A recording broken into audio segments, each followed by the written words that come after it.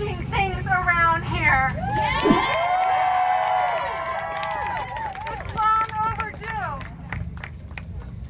I've been a stripper for 29 years. I'm a forever stripper, and what that means is I will never stop fighting for the rights of strippers. Never. Damn, I am wicked, and I was the first Star Garden dancer to come work for them post-pandemic. I've been here the whole time, and I'm gonna be here until we finish this. I did not know when I started here and when I was begging for them to hire girls that this is what was going to be the outcome. I could never have imagined that all the love and care and effort and support that I put into this building, this community, I would receive back tenfold. I have been surrounded with love and support from so many quarters, and it fills my soul.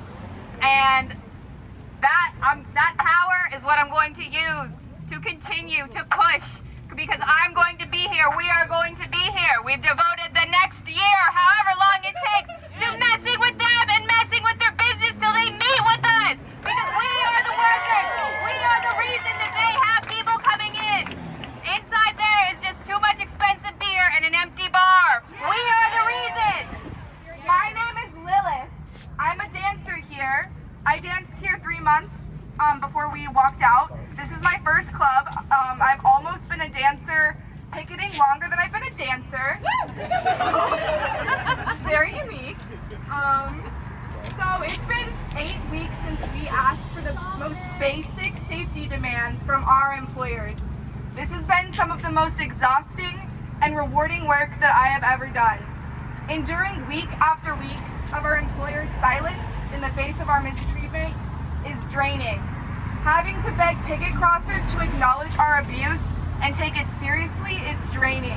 Those who have been hurt and abused will always be punished for their righteous anger and their earnest reactions to their own suffering.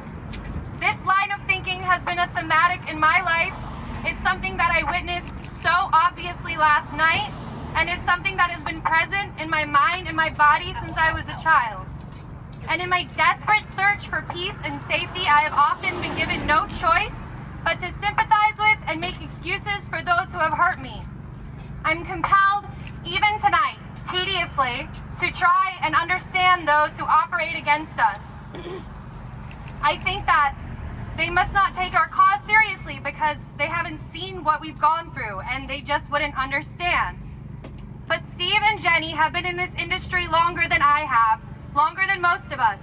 It's not that they haven't witnessed our abuse, it's that they think it's right. Hey everyone, I'm Jordan Palmer and I am the lawyer for Strippers United. I represent the union and these dancers. Here are some top tier union busting tips from a union lawyer herself. If you don't want your workers to unionize, don't steal their wages! Don't subject them to unsafe working conditions! Fix the hole in the fucking stage! Prioritize your workers' safety over your profits! Talk to your workers like they're human beings! When your workers try to address issues in the workplace, listen to them instead of locking them out. If you don't want your workers to unionize, treat your workers with respect and dignity, just like you expect to be treated. Steve and Jenny thought they could treat their strippers like dirt because they thought there would be no consequences. They were wrong. Until Steve and Jenny right these wrongs, there will be consequence after consequence after consequence. Steve and Jenny, your dancers have been going easy on you, and you're too fucking stupid to realize that. I was concerned about a customer exhibiting some red flags, possessiveness and obsession, as well as the manager's habit of allowing customers to stay in the club well past closing time, endangering the dancers by compromising their privacy. It wasn't uncommon for patrons to be allowed to stay late after 2 a.m. and continue to buy lap dances, or not, perhaps just to hang out and chat, while dancers were dressed in their civilian clothes, exchanging bills with the bar and cashing out and being walked to their car. When I brought up my concerns to the manager on duty that night, he mocked me to my face, telling me that I was going to be murdered by that customer and how I was going to be murdered by him, probably shot, as the security guard predicted, offering an anecdote of how the customer expressed interest in going to a gun range with him. He also gaslit me, accusing me of doing something to lead him on, as if whatever safety issue I might have would be my fault. I was fired for raising my voice in anger in response to these large men telling me that I was going to be killed, and how, and blaming me for it.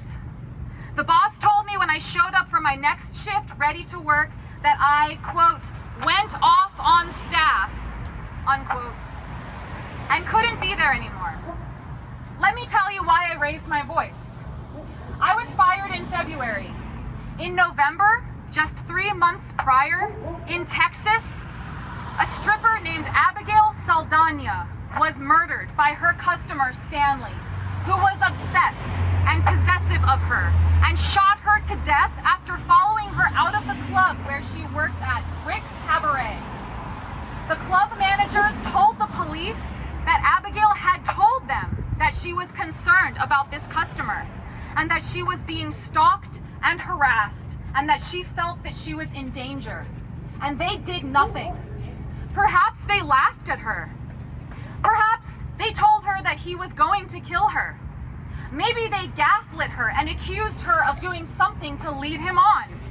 Maybe they told her how he would do it, with a gun. This isn't a joke.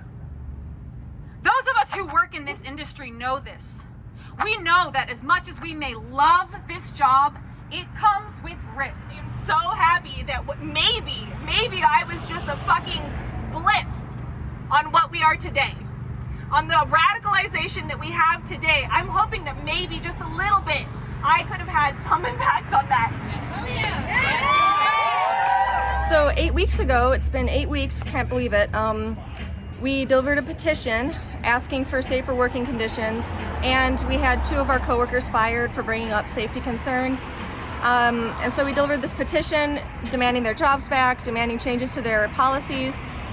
And the following day, we came back to work, and they wouldn't let us work. So we've been locked out here. It's been 8 weeks, but we've been picketing every week, turning customers away. We've been really effective here on the picket line, and we're just keeping the push on. We just recently announced last week that we are seeking voluntary recognition as Strippers United, which will be the first independent union by and for strippers. And so will that just be with Star Garden here, or will that be in line with other strippers at other locations? For now, we're looking to unionize this workplace. Okay. And then from there, Strippers United will be established. We'll work on other campaigns. So you were telling me that the last attempt at unionizing a strip club was back in the 90s, and then it just went away and now it's back again. But what happened in the 90s? Well, it's interesting. So Lusty Lady was a peep show in San Francisco. There were other clubs that unionized at the same time, but the Lusty Lady endured. They unionized in 1996 and were union up until 2013. And actually the founder of Strippers United, the labor advocacy organization who've been supporting us in this effort, is Antonia Crane, who was a member of the Lusty Lady Union. So she has brought this movement forward and carried the legacy forward, and we are carrying it on, and we're going to make a big push to make some real change here. Thanks for watching, and make sure to tune in to Status Coup's daily live stream Monday through Thursday at 5 o'clock Eastern Time and Fridays at 4 o'clock Eastern Time.